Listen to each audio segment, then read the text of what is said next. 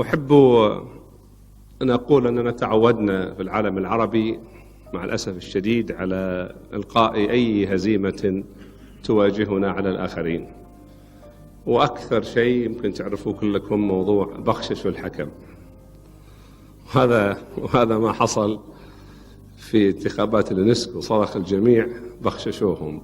وعندما انتهت الانتخابات سألني مندوب بعض الأجهزة الإعلامية عن ما حدث، قلت فاز الطرف الأجدر بالفوز. فقالوا ولماذا كان هو الأجدر بالفوز؟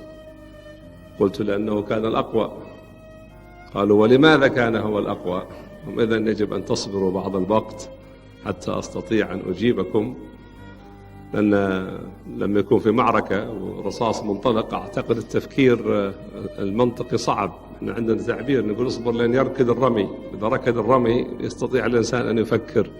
أعتقد الآن ركض الرمي وأستطيع أن أقدم كشف حساب عما حدث، وحتى لا يخطر ببال أحد أني أحاول لوم الآخرين وضعت للمحاضرة عنوانا يكاد يكون درسا في تعذيب الذات، سميت دروس الفشل، لأني أؤمن أنه يجب أن نتحمل نتائج أعمالنا، فلا نكتفي فقط بالاعتراف بالنجاحات، وإنما يجب أن نعترف بالهزائم.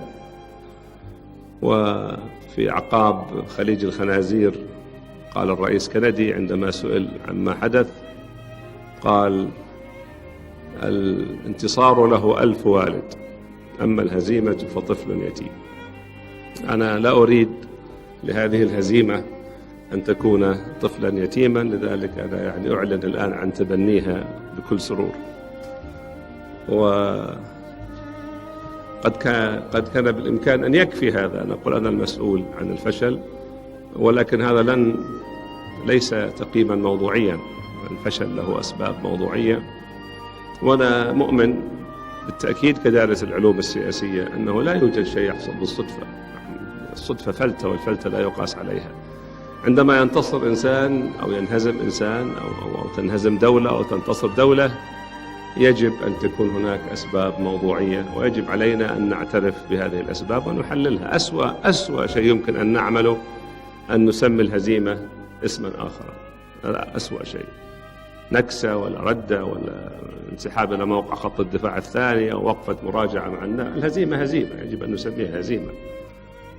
مثل ما نقدر نسمي السرطان اختلال بسيط في بعض الأعضاء في الجسم، سرطان، هزيمة.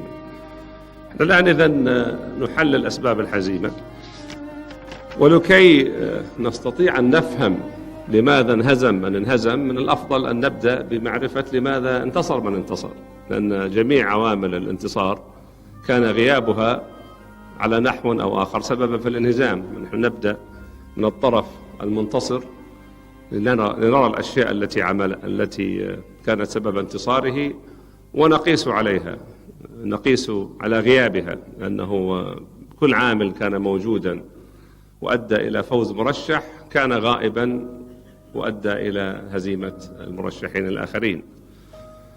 لابد أن أقول لكم أنني أتكلم من وجهة نظر الأمور كما تنجلي لي، كما ظهرت لي، كما تتضح لي. لا توجد لدي بلورة سحرية تبين كل شيء، وبعض النتائج لابد أن تكون مؤقتة.